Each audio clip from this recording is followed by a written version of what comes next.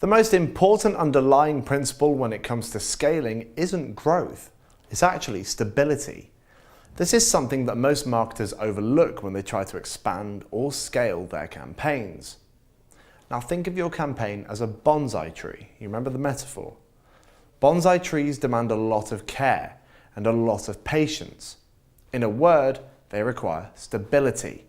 Don't give enough attention, it'll die. Try to make it do too much, it'll die. Simple as that. The Facebook algorithm is exactly the same when it comes to scalability. Your ad set at the start is delicate, there's no other way to put it. Upping the budget from $100 to $101 shouldn't be a problem. If you change too much, like upping the budget from $100 to $1,000, you'll kill your campaign. The most important step before scaling a campaign is to make sure that your ROI is solid and stable. Most people scale their campaign too soon.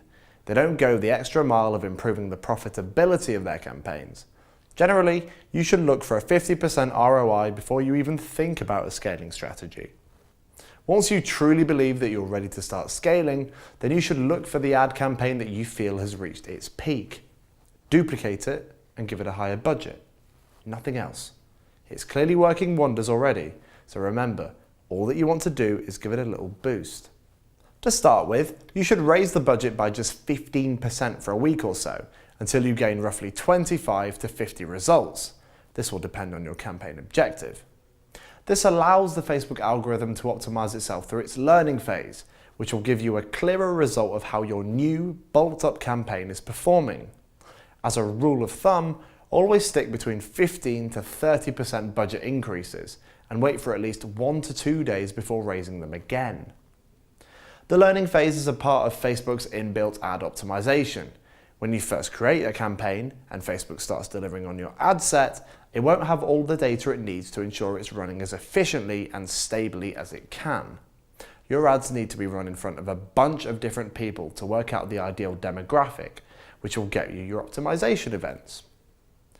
During the learning phase, your ad's performance might fluctuate a little whilst Facebook's using its algorithm to learn the best way of optimizing it. If you do attempt to scale too quickly and you introduce a much larger budget and it doesn't, you'll have wasted your money. By testing the waters with these incremental boosts, you can gain a much clearer idea of how your campaign will perform without too much of a gamble. This process is fundamental to understand for any business looking to grow and scale with minimal risk. If you find that your campaign is performing better, then you can go ahead and raise the budget outside of the test. You can repeat this process too and watch your business grow for quite some time. However, you should be aware that there will come a point where you can no longer optimize for scaling.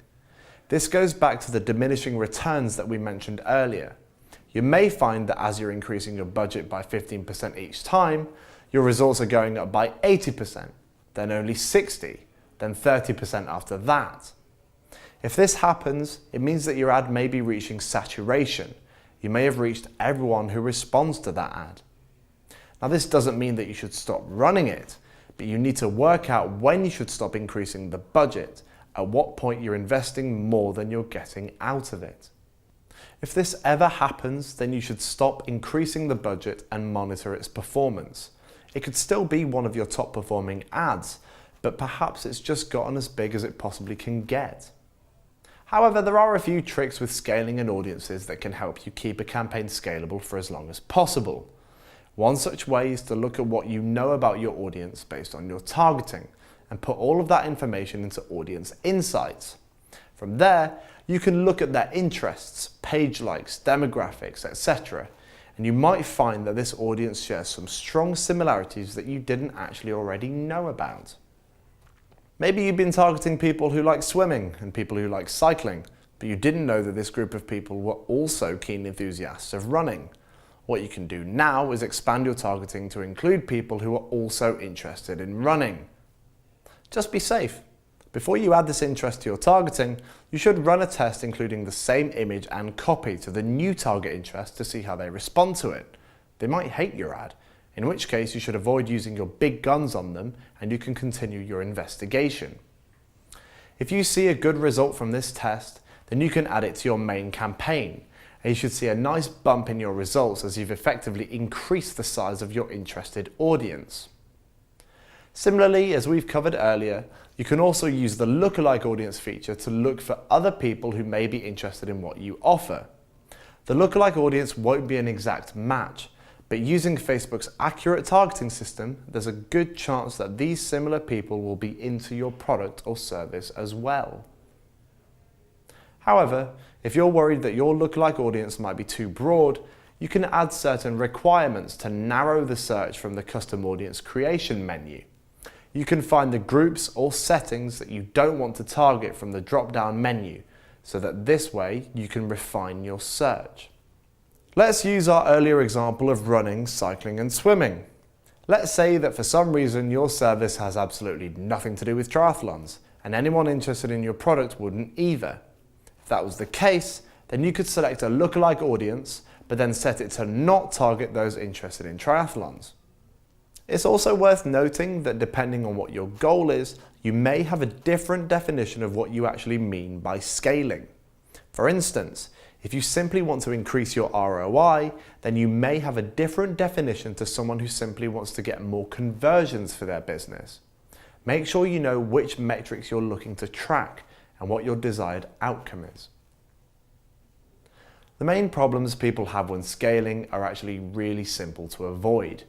Honestly, most scaling campaigns fail because of a lack of patience on the marketer's behalf. The most important concept in scaling is momentum. If you increase your budget too fast, then you should have waited. If you expected results too soon before making changes, then you should have waited. If you're changing too many things at once, then you should wait and try running different tests with different variations.